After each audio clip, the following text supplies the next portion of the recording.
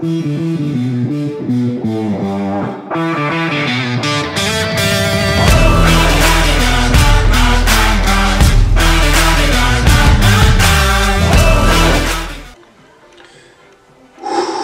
viens de me réveiller, enfin je me suis réveillé un petit moment, j'ai préparé mon petit déj.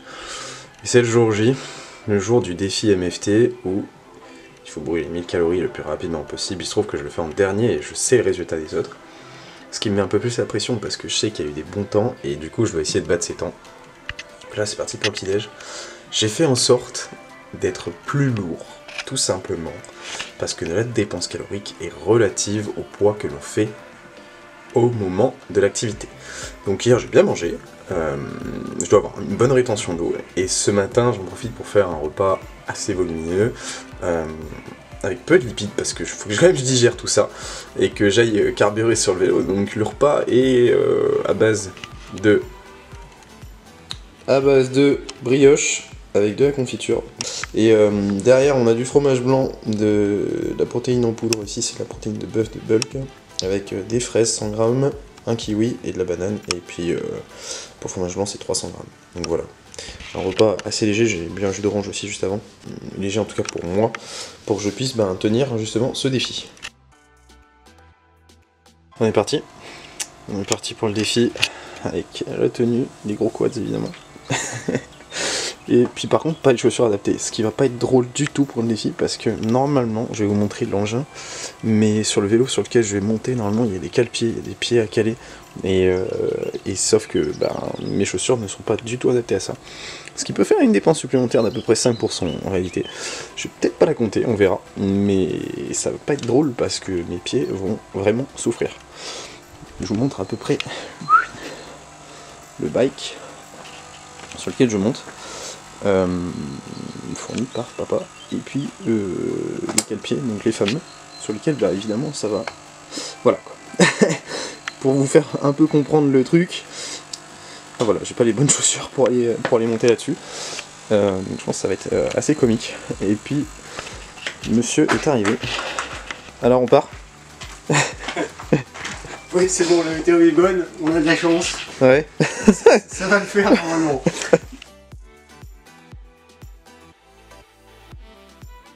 Et je me suis même pas entraîné pour.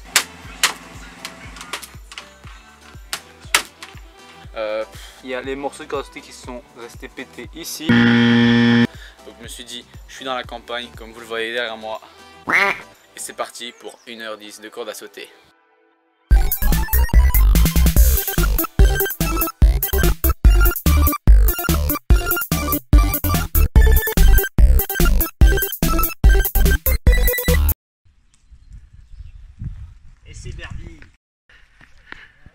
Super. Ça passe. Allez, tu tiens le bon bout. Allez, c'est dur mais ça... Julien est à 100 mètres, il est très régulier, il est assez souple.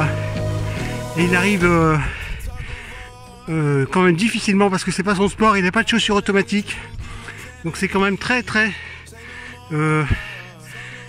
difficile pour lui. Mais il a une bonne vélocité. Et voilà. Allez, c'est la dernière bosse, si tu donnes tout là, il reste 100 mètres. 100 mètres, allez. Ouais. Du vélo sur un effort d'endurance.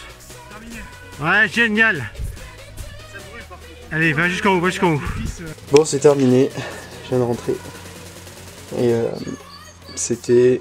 ça allait. Non, c'est vrai que c'était pas facile à faire. Ça m'a pas mal cramé les jambes. J'ai une putain de congestion.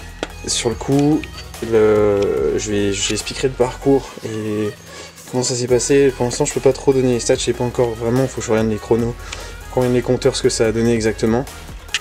Pour moi en tout cas, la première partie en fait, on a eu un peu de descente et on a eu le vent en fait qui était favorable. Et je m'en rendais pas compte, donc j'en ai profité un peu, j'ai monté la vitesse à ce moment-là. C'était la première partie sur à peu près 30 premières minutes. Par contre, forcément le retour, je me suis tapé le vent, et ce vent-là, je m'en étais pas rendu compte. Ce qui fait que je l'ai subi, et ça m'a mis une grosse claque. Et je me suis demandé si j'allais réussir. Je voyais ma vitesse moyenne qui devait être maintenue au moins autour de 25 km/h.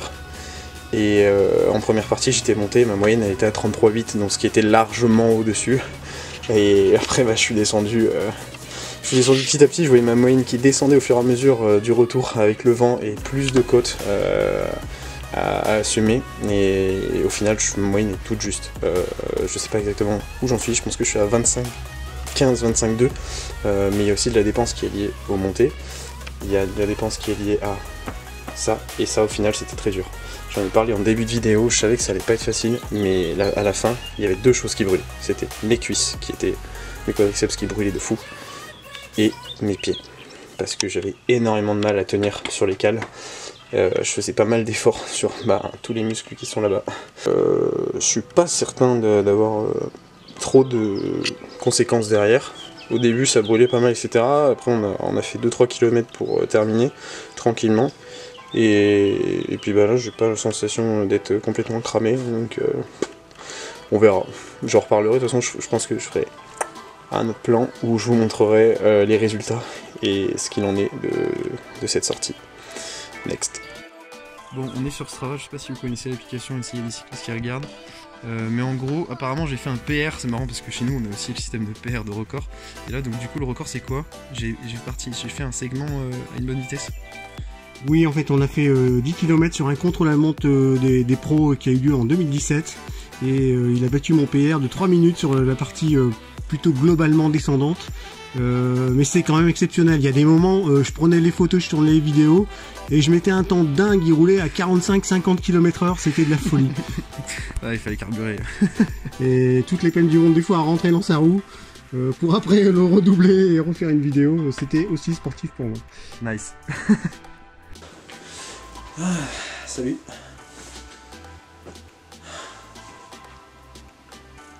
What's up? Comment que ça va? Bah écoutez, pour moi, j'ai terminé ce fameux défi des 1000 calories avec Missy Tidings. Le but c'était de brûler 1000 calories sur l'activité de son choix le plus rapidement possible. J'ai choisi le vélo. J'étais bien encadré pour ça, et tant mieux. Ça m'a pas mal aidé. Ça m'a aidé à me booster et j'espère avoir gagné ce défi. On verra sur la vidéo YouTube de Missy Tidings qui c'est qui le remporte. Pour ma part, je vais expliquer du coup la dépense des 1000 calories liées au vélo. Je vais vous présenter tout ça avec un plan bien détaillé et bien expliqué. J'ai pas fait les choses à moitié. J'ai mis exactement 1 heure. J'ai fait 1 heure de dépenses physiques. C'était 1 heure intense, sans pause. J'ai même pas pensé à boire d'ailleurs, très mauvaise idée. J'étais tellement dedans et tellement dans mon effort que voilà, j'ai carburé, j'ai enchaîné et j'ai tout donné sur le temps qui était imparti pour ça. C'était 1 heure de dépenses intenses sur un parcours avec pas forcément énormément de dénivelé. On a eu au total 43 minutes de plat descente et 17 minutes de montée. Au total j'ai fait 25 km 14 en 1 heure et pour mon poids de 85 kg ce matin et comme toute la semaine dernière d'ailleurs, ça n'a pas changé. Donc sur la montée, j'ai séparé ceci en deux parties. On a une partie qui concerne la montée, et je vous réécrirai tout ça sur la vidéo, et une partie qui concerne le plat descente. Je vous explique tout ça et comment ça s'est passé. J'ai passé donc 17 minutes en montée. Un effort de montée de vélo vigoureux, plutôt de cyclisme de route, entre la compétition et une activité de type montagne avec un bon effort. C'est un calculateur qui est lié à votre poids en fonction des minutes d'effort intense données. C'est-à-dire que si je passe 1 minute dans ce type de montée à donner toute ma force, je vais avoir telle dépense calorique. Cette dépense, elle a un multiplicateur qui est compris entre 14 et 16. Il est compris entre 14 et 16 et pour ma part, j'en ai compté 15. J'ai compté 15, ça fait une bonne marge, tout simplement parce que il y a d'autres choses à prendre en compte par rapport à ce calculateur. Ces chiffres sont calculés à partir d'un regroupé d'études, un regroupement d'études qui sont diverses sur l'activité en question et qui nous donne du coup le multiplicateur le plus proche de la dépense physique liée à votre poids sur l'activité donnée. Pour ma part, donc ce multiplicateur est de 15, c'est tout simple en fait, il faut prendre le multiplicateur, donc le chiffre, le nombre 15, le multiplier par son poids de corps et le diviser par 60. Ça nous donnera la dépense en minutes pour l'effort donné. Donc là, dans ce cas-là, on est seulement en montée. Donc pour cette montée, j'ai pris 15, j'ai multiplié par 85 mon poids, je l'ai divisé par 60, et j'ai passé 17 minutes en montée, donc je l'ai multiplié par 17. Ce qui nous donne donc 361 calories, et 361,25 précisément calories pour la montée. Cette montée, j'ai passé 5 km et 43 mètres de montée. Et la seconde partie qui concerne le plat descente, avec un multiplicateur qui est pas forcément plus faible, qui est un multiplicateur de 12. Ce multiplicateur de 12, on y effectue la même opération. Tout simplement, ce multiplicateur est compris sur une intervalle de vitesse qui doit être supérieur à 25,7 km/h et inférieur à 32,5 km/h à peu près, si je me trompe pas. Mais dans tous les cas, c'est une belle fourchette. Déjà, pour aller à cette vitesse, c'est une très bonne vitesse. Donc c'est pour ça qu'on a choisi un parcours sur lequel je pouvais maintenir une bonne vitesse pour pouvoir aller plus facilement à ce multiplicateur et tenir la durée, parce que une heure d'effort, c'était pas facile sur la tenue et sur mon endurance au niveau de mes quadriceps qui faiblissaient au fur et à mesure de la distance. Comme je l'avais expliqué, j'ai eu une première partie un peu plus facile avec le vent dans le dos, je m'en suis pas rendu compte, et sur le retour je me suis tapé un peu plus de montée, un vent défavorable, et forcément je l'ai subi. Sur cette partie donc de plat et descente, j'y ai passé 43 minutes dedans pour 20 km 0,97, mais je vais quand même décompter une dépense. Je vais pas la compter du tout en fait, je vais pas compter la dépense liée à la descente. Pourtant je devrais pouvoir la compter, parce que ce qui s'est passé, c'est que j'ai déraillé sur à peu près 2 minutes, et pendant ces 2 minutes, qu'est-ce que j'ai fait? J'ai laissé le chef réparateur s'occuper du vélo, et moi je suis parti avec un autre vélo et j'ai couru avec l'autre vélo dans les mains. Donc j'avais quand même une autre dépense à ce moment-là, je la prends pas en compte, c'était pas mon activité. Néanmoins, je les ai explosé ces calories, ça c'est certain, parce que j'ai quand même couru pendant le moment où j'avais déraillé, et ce temps de déraillement est quand même compté dans la vitesse que j'ai obtenue à la fin, pour vous dire que j'ai vraiment carburé sur le défi. Donc j'avais 20 km 0,97 en plat descente, et j'ai passé 1 km 86 en descente, donc je le retire. Ça nous fait donc forcément un temps de descente à décompter. Ce qui faisait que si j'avais compté descente plus plat, j'étais à 28 km/h sur la distance. Et si je redécompte la descente, j'ai passé 2 minutes 30 en descente sur 1 km 86, ce qui fait donc 27,15 km/h. Donc 27,15, c'est quand même largement au-dessus du début de la fourchette qui devait être à 25,7 km/h, je le rappelle. On y va pour le calcul. Pour le calcul, c'est simple, c'est le multiplicateur de 12, multiplié par mon poids de corps, 85, divisé par le temps passé, enfin le temps sur une heure pour avoir la dépense en minutes, multiplié par le temps passé qui était de 43 minutes. Ce qui nous fait donc une dépense de 731 calories.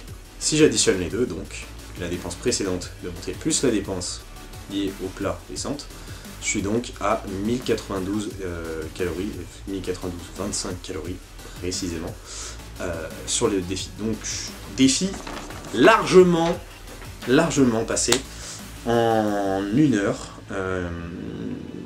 même moins du coup, bien sûr bien moins, que j'ai la flemme de faire le calcul, je vous avoue. Je sais que j'ai gagné, il fallait que je fasse un temps inférieur à celui de Maxime qui avait 1h10 de corde à sauter. Sauf que c'est 1h10 de corde à sauter, mais il n'y avait aucune vitesse demandée, donc c'est-à-dire que tu peux faire des sauts toutes les 3 minutes, ça peut passer. Je dis pas que Maxime a fait ça, ce que je sais, c'est que quand on fait un effort de ce type et qu'on se filme, on est toujours bien loin de la réalité. Prenez par exemple un moment où vous faites des burpees, vous avez l'impression que vous enchaînez des burpees à une vitesse impressionnante. En réalité, si vous vous filmez, vous êtes une grosse merde, vous faites une burpees toutes les 30 secondes. Même moi, en comptant pas la dépense liée au cale-pied, parce que je peux vous dire qu'à la fin des 1 heure, j'avais extrêmement mal aux pieds, j'avais du mal à détendre complètement les doigts de pied, et au final, mes pieds sont fatigués. J'ai largement dépassé j'ai surpassé la dépense qui était demandée, ce qui fait que, en toute logique, je suis très bon sur le défi là. Pourquoi? J'ai battu tout le monde facilement. Pas forcément facilement, parce que je suis quand même allé dans l'effort, je me suis quand même donné, et j'ai fait les choses avec envie, et j'ai le goût du challenge, donc j'y suis allé. J'ai battu tout le monde parce que je suis plus lourd que la plupart des personnes qui ont fait ce défi. Je pèse plus de 15 kg par rapport à l'autre personne la plus lourde, qui doit être Maxime. 15 kg de plus, ça fait forcément plus de dépenses caloriques, comme vous avez pu le voir sur le multiplicateur qui est utilisé. Et donc, par conséquent, j'arrive beaucoup plus facilement à 1000 calories. Ce qui fait que, sur le départ, j'ai un avantage par rapport à tout le monde qui est lié à mon poids de corps. Par contre, j'avais pas un avantage sur l'activité que j'avais choisie. C'est-à-dire que j'avais un avantage parce que j'étais plus lourd, j'avais une dépense plus facile.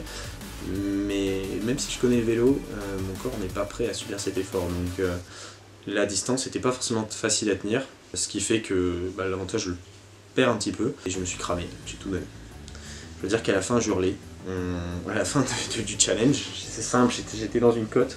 J'ai terminé le challenge dans une côte, c'était cool.